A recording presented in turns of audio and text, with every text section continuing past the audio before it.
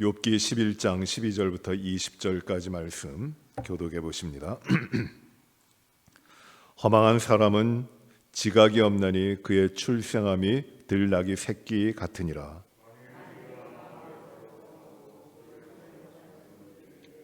내 손에 죄악이 있거든 멀리 버리라. 불의가 내 장막에 있지 못하게 하라.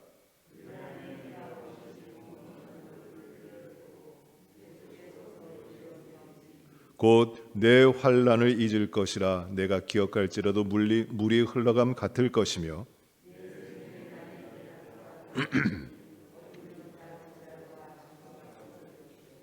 내가 희망이 있으므로 안전할 것이며 두루 살펴보고 평안히 쉬리라.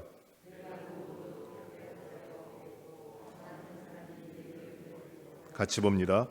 그러나 악한 자들은 눈이 어두워서 도망할 곳을 찾지 못하리니 그들의 희망은 숨을 거두는 것이니라. 아멘. 욥이 고난을 당할 때 욥의 오래된 친구들 셋이 와서 욥을 위로합니다. 엘리바스, 빌닷, 그리고 11장에 나오는 소발입니다. 아마 엘리바스가 가장 연장자였을 것이고, 그리고 11장에 나오는 이 소발이라고 하는 사람이 가장 연소한, 가장 젊은 사람이었을 것입니다.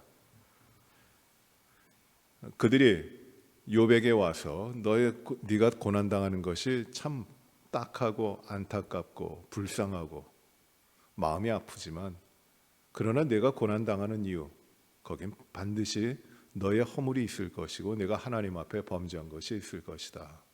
그러니 하나님이 내게 고난을 내리시지 왜 하나님이 까닭 없이 너에게 고난을 내리시겠느냐. 내가 잘못했다. 그러니 하나님 앞에 회개하라. 하나님 앞에 회개하고 나오면 너를 하나님께서 더 복되게 하실 것이고 너를 창대하게 하실 것이다. 그렇게 계속적으로 이야기합니다. 그 이야기가 그런 위로가 엘리바스로 시작해서 빌닷을 거쳐 이제 소발에 이르기까지 계속되고 있습니다. 그러나 욥은 그 자신의 허물이 무엇인지 알지를 못해요. 하나님 왜 나에게 이런 고통을 주십니까? 내가 견딜 수가 없습니다. 차라리 내가 태어나지 않았더라면, 차라리 내가 죽는다면 더 나을 텐데 내가 왜 이런 고난을 받아야 됩니까? 하나님이 잊으셨습니까? 하나님이 나를 낳게 하시고 하나님이 나를 잊으셨습니까? 왜 이런 고난이 옵니까? 하나님 앞에 탄원을 합니다.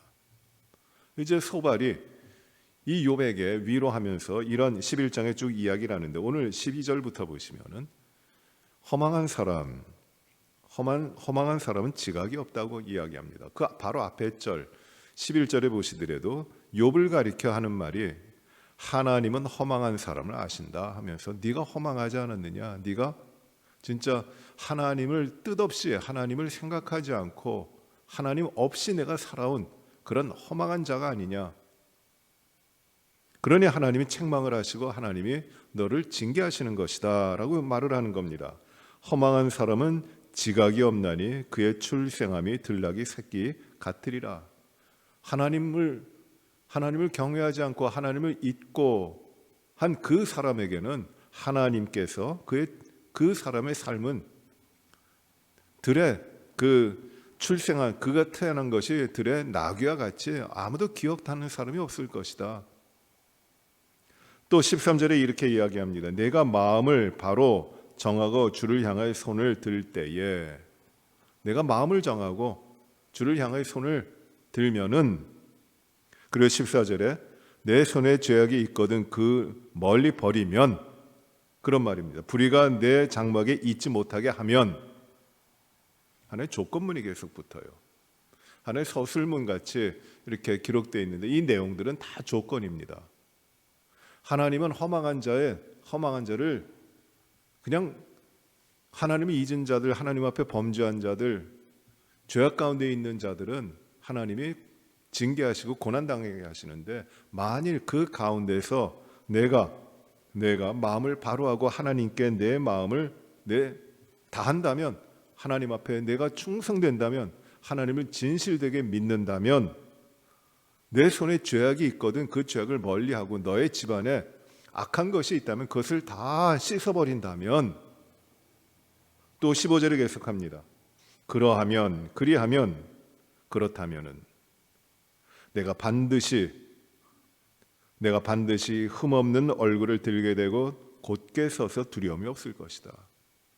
이렇게 내가 하나님 앞에 다시 돌아오고 너의 죄악을 멀리하고 회개하면 하나님이 너를 깨끗하게 하시고 너의 얼굴을 들게 하시고 곧게 서서 두려움이 없게 하실 것이다. 또 16절에 곧 내 환난을 맞을 것이라. 내 환난을 맞을 것이라. 내가 기억할지라도 물이 흘러감 같을 것이며, 이렇게 이야기합니다. 그 환난을 맞아서 그 환난이 어떠한 것인가 기억은 하겠지만 내가 하나님 앞에 바로 서고 회개하고 그렇게 돌이키면은 하나님이 그 환난에 대한 것을 물이 흘러감 같이 다 기억에도 남지 않게 하실 것이다 라는 것이에요. 또 17절에 만일 그러하면 내 생명의 날이 대낮보다 밝을 것이고 어둠이 있다 할지라도 아침과 같이 될 것이다. 내 생명의 날이 밝을 것이다. 또 어둠이 있다 할지라도 아침같이 곧 바뀔 것이다. 밝아질 것이다. 18절에도 마찬가지입니다. 내가 희망이 있으므로 안전할 것이고 두루 살피보고 평안히 쉴 것이다.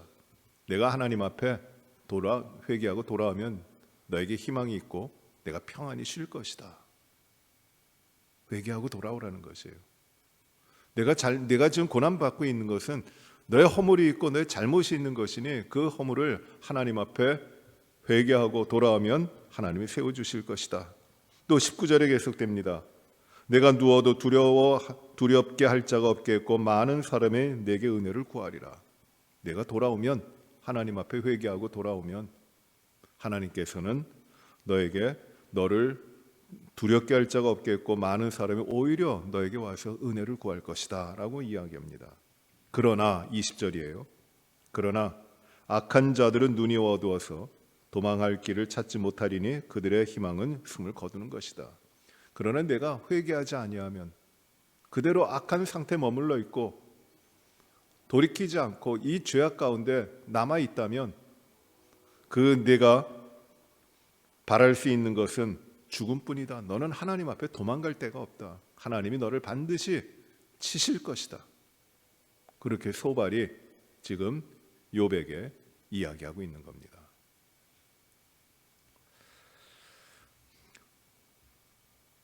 다 맞는 말이에요.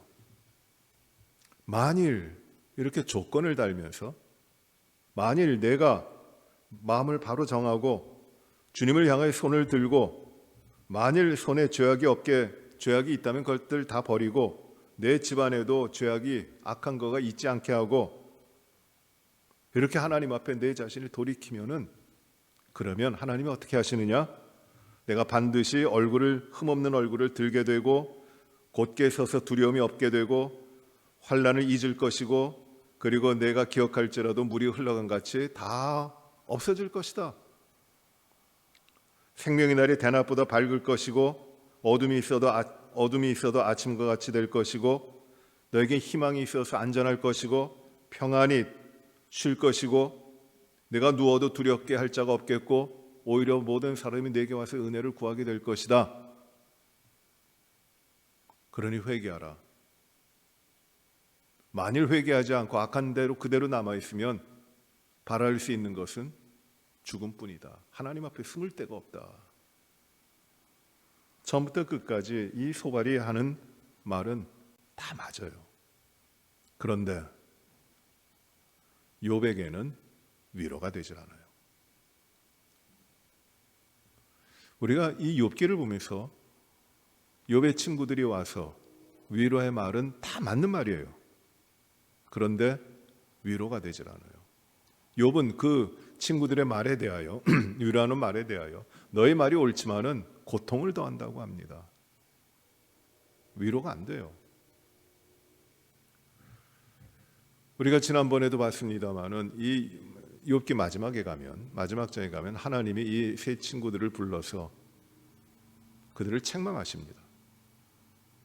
그리고 그들에게 대해서 하시는 말씀이 무엇이냐면은 하나님께서 너희들의 말은 욥의 말과 같지 않다고 하세요. 그 말이 하나님께서 무슨 말? 너희는 내 앞에서 진실된 걸 말하지 않았다.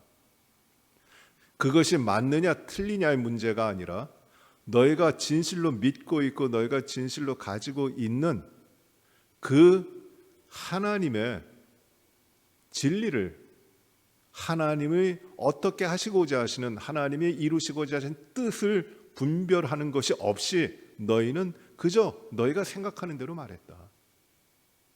다 맞는 말입니다. 그러나 진실이 없다는 것이. 이러한 가운데서 욥은 고통이 많습니다. 고난을 당합니다. 하나님께 회개하라고 합니다. 내게 허물이 있을 것이라고 합니다. 회개하고 돌아오면은 하나님 앞에 잘못을 고백하고 내 죄악을 다 멀리하면 하나님 반드시 세우실 것이다, 높게 들을 것이다라고 이야기합니다. 그런데 욥에게는 그 말이 받아들여지질 않아요. 위로가 되질 않습니다. 그 친구들이 하는 말, 그것은 무엇이냐면 내가 죄를 범했으니 하나님 벌하시지. 내가 제대로 살았어 봐라. 내가 제대로 하나님을 의지했어 봐라. 하나님이 이렇게 벌을 내리시겠는가? 반드시 이 벌을 하나님이 내리시고 재앙을 내리시는 것을 보면 너에게는 분명한 죄악이 있다. 그러니 그거를 고백하라는 것이에요. 욥은 아무리 생각해도 나의 허물, 자신의 허물을 기억해낼 수가 없습니다. 하나님 뭐가 잘못입니까? 하나님 웬일입니까? 어찌하여 이렇게 나에게 이 고난을 내리시는 겁니까? 내가 이걸 당해야 됩니까?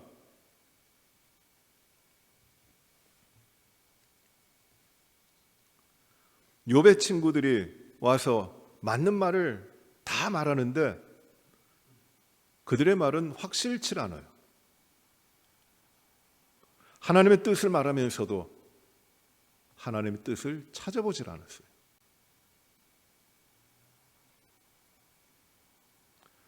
그들은 교만했습니다.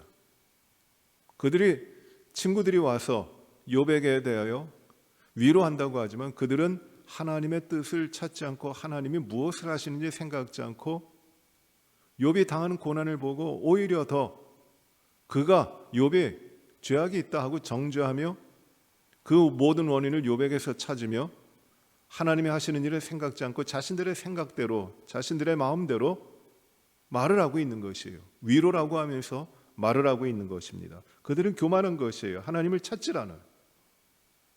하나님의 뜻이 무엇인지를 분별하지 않아요. 차라리 하나님 왜 그런지 모르겠습니다.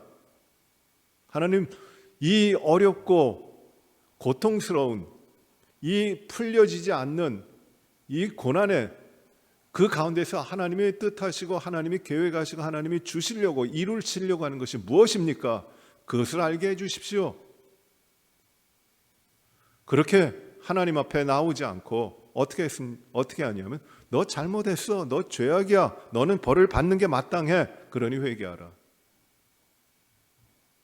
그렇게 이야기하고 있는 것입니다. 욥은 답답합니다. 원인을 모릅니다. 그러나 분명한 것은 나는 하나님이 의롭게 보시는 사람이고 하나님 앞에 의롭게 살려고 했는데 왜 이런 일을 당하는지, 하나님 모든 것 주관하고 계시는 하나님이신데 왜 이런 일을 당하고 왜 이런 고난이 오는지를 이해하지 못하고 알지 못해 더 아픕니다. 그럼에도 불구하고 하나님 이 고난에 내가 왜 이런 고난 당하는지 알게 하시기를 간구하면서, 그러나 하나님의 뜻대로 하신다면 차라리 이 고난 가운데 내가 지지 않고 내 생명을 거두어 가 주십시오 라고 하나님께 간구하고 있는 겁니다. 죽는 게 더 낫습니다. 얼마나 극심한 고난입니까? 하나님을 신뢰하면서도 하나님이 하시는 뜻이 무엇인지에 대한 걸 아직까지 구분하고 그 하나님의 무엇을 이루려고 하시는지에 대한 분별을 하려고 하질 않아요. 그러나 하나님을 찾습니다. 하나님 어찌하여 이렇게 하시는 것이에요. 모든 것이 무너져 내립니다. 자녀들 다 떠났죠. 다 잃어버렸습니다. 그리고 가지고 있었던 모든 재산과 소유도 다 잃어버렸습니다. 사람들도 다 떠났습니다. 아내도 떠났습니다. 몸도 병들고 정말 만신창이가 됐습니다. 몸은 진흙으로 덮인 것 같이 굳어지고 그 살이 터져서 구더기가 나옵니다. 그 헌대를 긁는데 기와로 긁어도 시원치 않을 정말 고통 가운데 있는 삶을 삽니다. 어찌합니까? 자신이 가지고 있던 것, 욥이라고 하는 사람, 그의 인생에 있었던 모든 것이 깨졌고 모든 것을 잃어버렸습니다. 남아있는 것 아무것도 없습니다. 하나님 왜 이러시는 겁니까? 이 의미가 무엇입니까?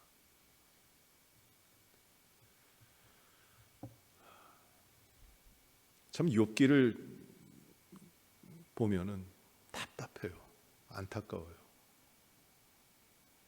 우리는 결론을 알고 있기 때문에, 그 결론을 단순히 알고 있기 때문에 답답한데, 물론 나중에 하나님이 잃어버린 것보다 갑절의 축복을 욥에게 주십니다.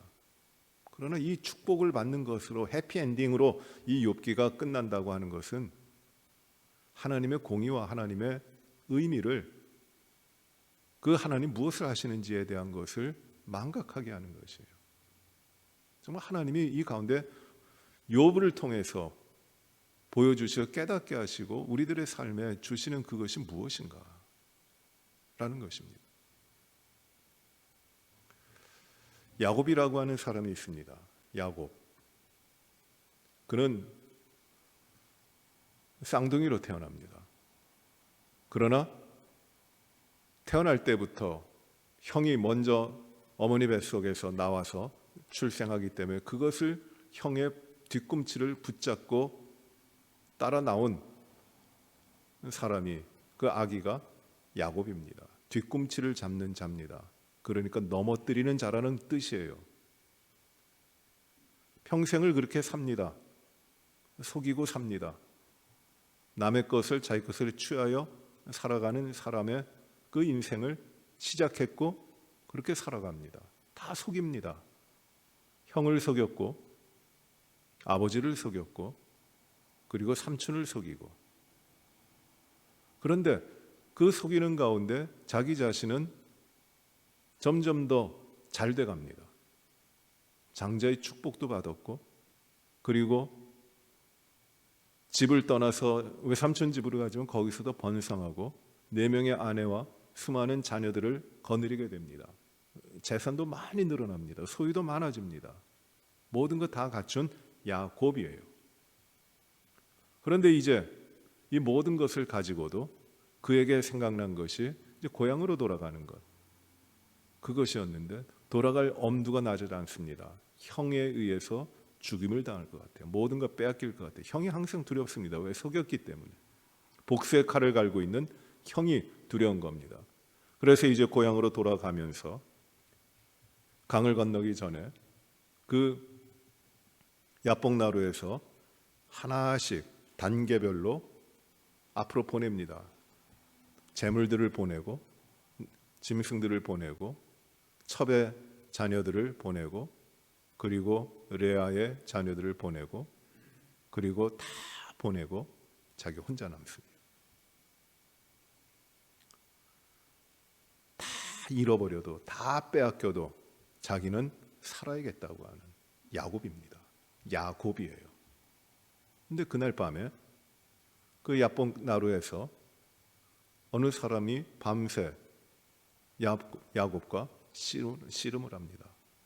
붙잡고 씨름했는지 어떤지 모르지만 그 싸움을 하는 것이에요. 그 싸움을, 그것이 하나의 씨름이고 하나의 싸움이라면은 이유도 없이 그 사람이 와서 그 싸움이 시작된 겁니다.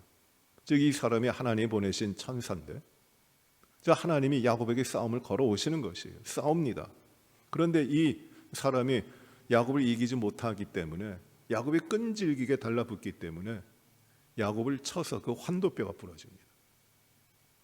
환도뼈가 부러졌어요. 중대한 부상입니다. 이 대퇴부에 있는 이 환도뼈인데, 그리고 야곱은 그럼에도 불구하고 싸움을 포기를 하질 않아요. 끝까지 붙듭니다. 그래서 날이 샐 때에 이 사람이 나를 가게 하라, 나를 축복하지 않으면, 나에게 축복을 주지 않으면 내가 떠나지 않습니다. 내가 놓지 않겠습니다. 그때 이 사람이 물어봅니다. 내 이름이 무엇이냐? 야곱입니다고 합니다. 야곱.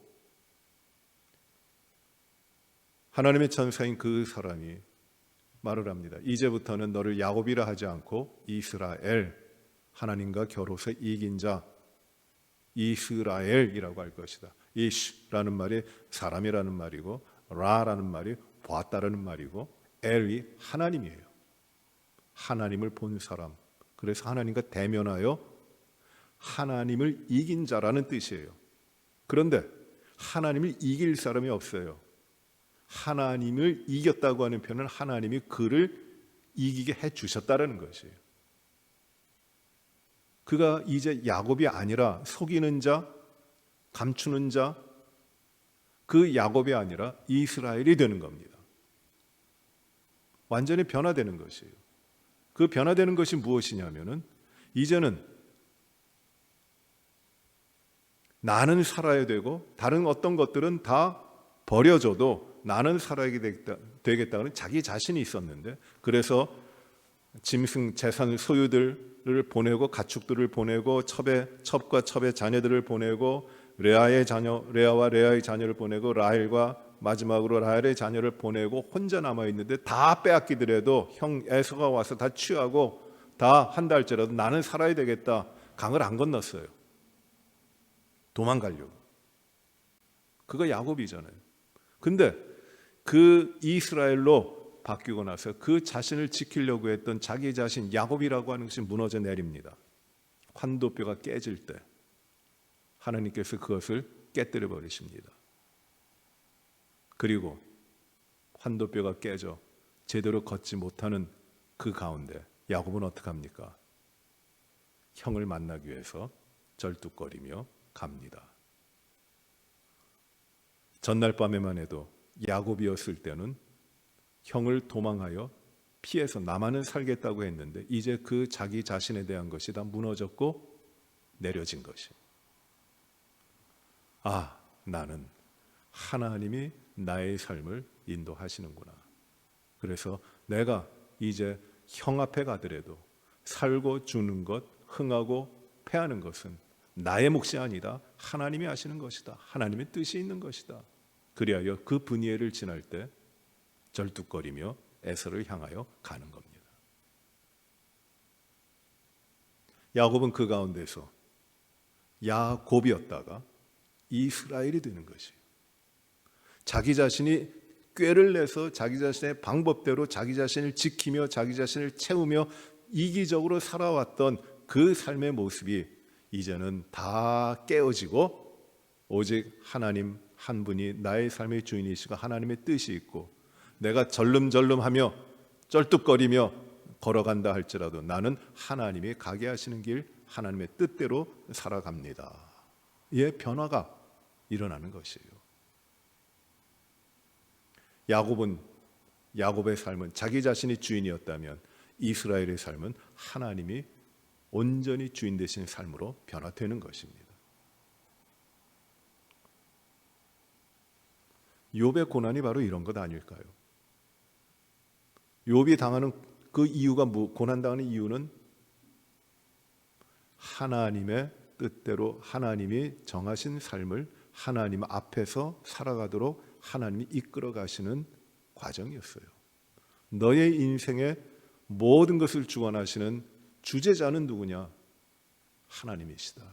너는 아무것도 아니다. 그것을 깨닫게 하시고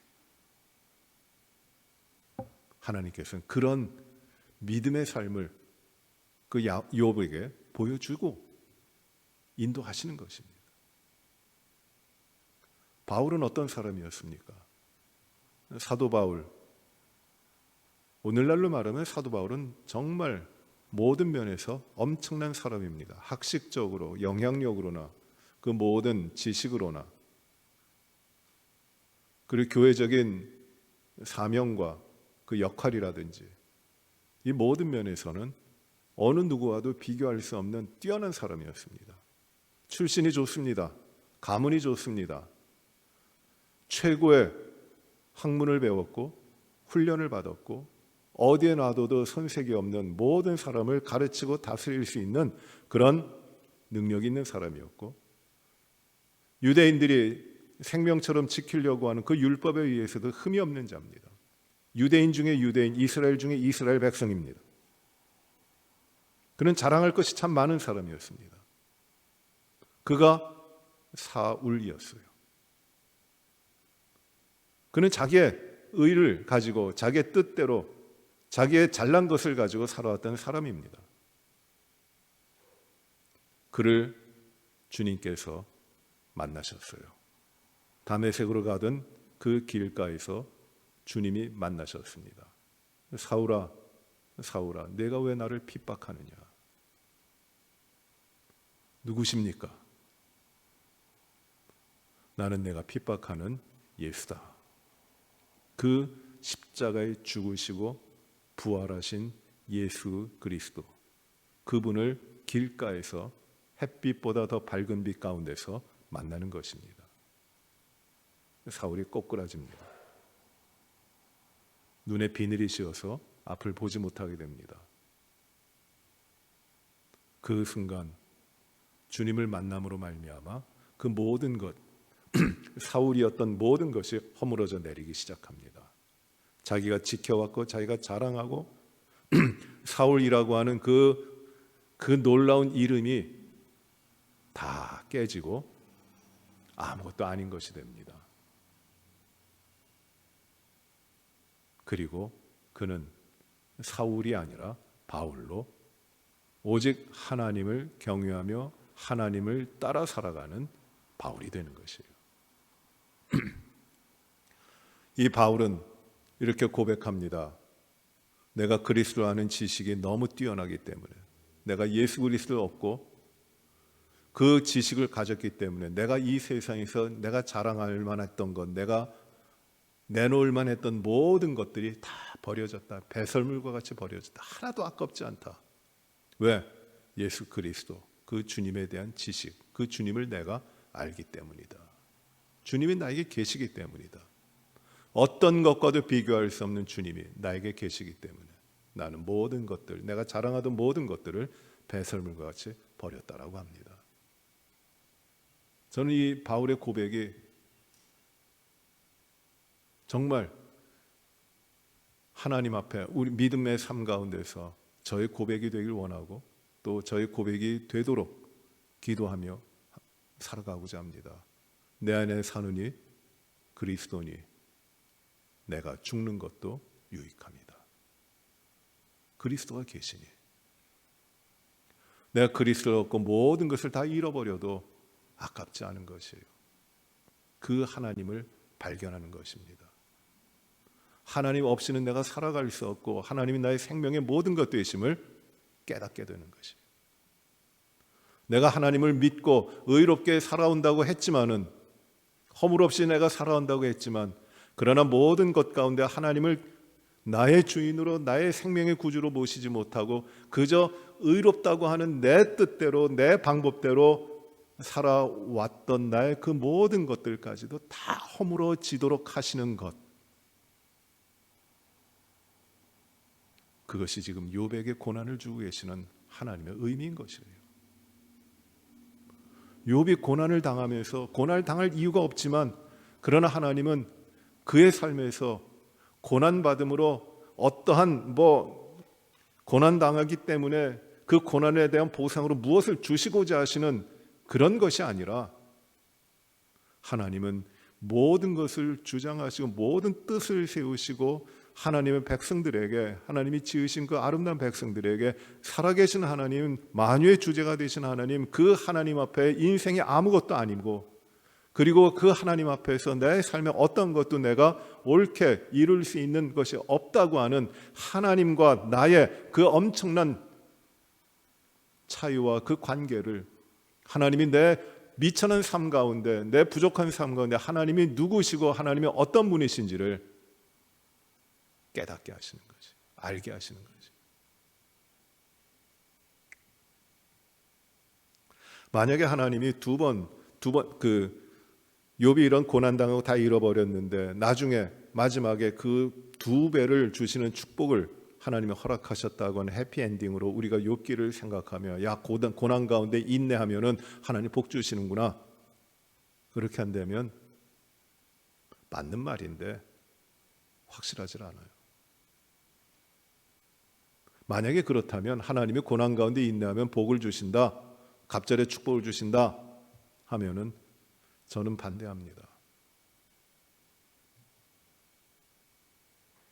욥은 고난 이후에 갑절의 축복을 받을 수 있을지는 몰라도 그 욥 때문에 생명을 잃고 희생당하고 어려움을 당했던 그 자녀들의 삶은 무엇이고 그 고난의 의미를 욥을 단지 고난 가운데 인내하면서 그 견디는 자에게 주실 축복만으로 의미가 된다면 하나님이 과연 공의로우신 하나님이신가? 절대 그렇지 못하다고 생각을 해요. 하나님의 목적은 그게 아니에요. 복 주시고자 하시는 것이 아니에요. 갑절의 축복을 주시고자 하시는 것이 아닙니다.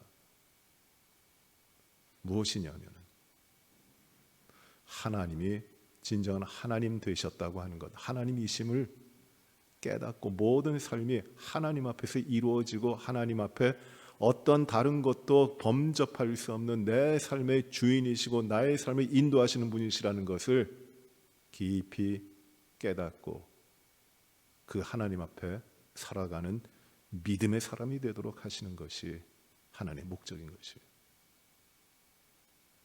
하나님이 이렇게 우리 하나님의 자녀들, 하나님의 백성들에게 이러한 과정을 가십니다.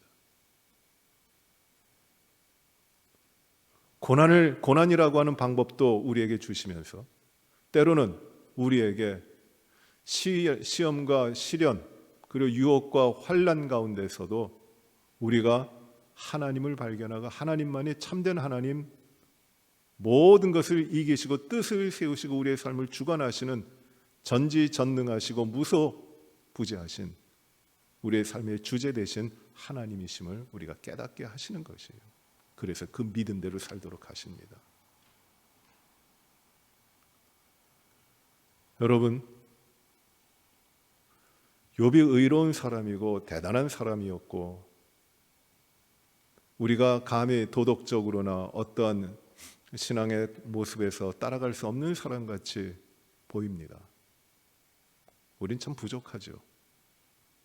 그러나 분명한 것은 하나님은 오늘도 우리들의 삶을 통해서 어떠한 방법이든지 우리가 하나님을 깨닫고 하나님을 의지하고 하나님 앞에 내 삶이, 나의 모든 것이 나로 말미암아 나를 위하여 내 자신을 채우기 위해 내가 살려고 그러한 방향으로 그러한 목적을 가지고 나의 삶이 이루어지는 것이 아닌 내 삶의 주인 되시고 내 삶의 주제가 되시고 모든 만물을 다스리시는 그 하나님이 나의 삶의 목적을 두시고 나의 삶을 이끌어 가시는 유일하신 하나님이심을 알고 그 하나님 앞에 겸손히 진실되게 서 있고 살아가는 것, 그것을 우리에게 훈련시키시고 그 길로 이끌어 가시는 것이에요.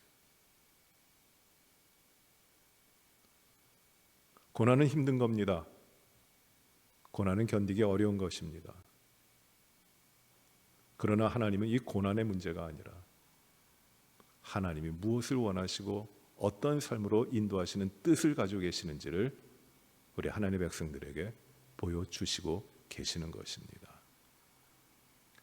우리 사랑하는 성도 여러분, 우리가 무엇을 하든지 어떤 상황 가운데 있든지 우리 주님 앞에서, 우리 하나님 앞에서 우리의 믿음이 바로 세워지고 내가 자랑했던 것들이 깨어지고 다 무너지고 나 자신, 나의 자기, myself, 나의 그 잘난 모습, 그 이기적인 모습, 하나님 없이 나도 잘 될 수 있다고 하는 이 세속적인 모습들을, 그것들이 온전히 깨어져 나가고 오직 하나님에게, 하나님 앞에서만 우리가 믿음으로 날마다 살아가는, 세워져 가는 그런 믿음의 삶을 부지런히 살아가시고 그 가운데 하나님이 주시는 축복이 이 땅의 우리들의 삶 가운데 그리고 올 영원한 삶 가운데 충만하게 임하여 주시기를 간절히 바랍니다. 기도하십시다. 은혜로우신 아버지 하나님, 우리가 욥의 고난을 보면서 오직 예수 그리스도 안에서 우리를 구원하신 하나님의 은혜를 깊이 발견합니다. 하나님이 사랑하시는 그 배타적이고 하나님의 뜻 가운데 이루어지는 이 극진한 사랑과 은혜를 우리가 입은 자로서 우리 허물되고 패역하고 죄악된 우리의 자신들의 삶을 내 것이라고 주장하지 않고 그것들이 다 허물어져서 온전히 깨어진 자로 주님 앞에 살아가게 하여 주시니 참 감사합니다. 그리스도의 은혜로 구원받은 하나님의 백성들이 오늘도 그 구원의 은혜 가운데 다른 것을 자랑하는 것이 아니라 오직 예수 그리스도 안에 있는 그 구원의 은혜 가운데 감사하며 기쁘게 주님 앞에 살게 하여 주셨으니 감사합니다. 이 믿음으로 굳건히 서게 하여 주시옵시고 흔들림 없이 주님을 바라보며 주님 앞에 순결한 백성으로 오직 주님의 힘으로 주님이 함께 하시며 동행하심을 따라 주님을 앙망하며 살아가도록 저희를 인도하여 주옵소서. 하루하루의 삶이 온전히 주님께 충성되게 모아지는 저희들의 삶이 되게 하여 주옵소서. 아버지 하나님, 우리 교회 모든 성도들이 이 진실된 믿음으로 굳건히 세워지게 하시고 하나님 앞에 다른 어떤 것들을 자랑하지 않게 하시고 또 세상의 것들 두려워하지 아니하도록 저희를 온전한 믿음 가운데 인도하여 주옵소서. 교회 아버지 하나님 모든 성도들을 강건하게 하시고 육체의 연약함과 질병을 다 물리쳐 주시기를 간절히 기도하며 치료하고 있는 우리 성도들 한 분 한 분에게 오늘도 놀라운 치료의 역사를 이루어 주시고 주님께만 영광이 올려지도록 축복하여 주시옵소서. 아버지, 내일 거룩한 주일이 저희들에게 온전히 하나님 앞에 예배드리며 귀한 은혜와 기쁨과 하나님을 예배하는 그 놀라운 축복이 우리들 가운데 예배를 통하여 충만케 하시고 또 하나님이 기뻐 받으시는 예배가 되게 하여 주시옵소서. 우리의 모든 가정과 자녀들 하나님 축복하여 주시고 우리가 온전히 주님을 모시고 주님 앞에 구별되이 주님을 영화롭게 하며 살아가는 우리의 가정이 되게 하시고 또 우리의 자녀들이 되게 하여 주옵소서. 주여, 오늘도 저희가 많은 기도 제목을 가지고 주 앞에 나옵니다. 하나님, 간구할 때마다 주님이 들으실 줄 믿고 진실되게 주 앞에 진심으로 간구케 하시며 성령께서 우리의 모든 기도를 들으시고 함께 하시고 또 인도하여 주시옵소서. 아버지 하나님, 오늘도 주 앞에 깨어서 참으로 주님이 기뻐하시는 삶으로 부지런히 나아가게 하시길 간절히 바라옵고 예수님 이름으로 기도하옵나이다. 아멘. 하늘에 계신 우리 아버지여, 이름이 거룩히 여김을 받으시오며 나라의 마옵시며 뜻이 하늘에서 이루어진 것 같이 땅에서도 이루어지이다. 오늘날 우리에게 일용할 양식을 주옵시고 우리가 우리에게 죄 지은 자를 사하여 준 것 같이 우리의 죄를 사하여 주옵시고 우리를 시험에 들게 하지 마옵시며 다만 악에서 구하옵소서. 대개 나라와 권세와 영광이 아버지께 영원히 싸움나이다. 아멘.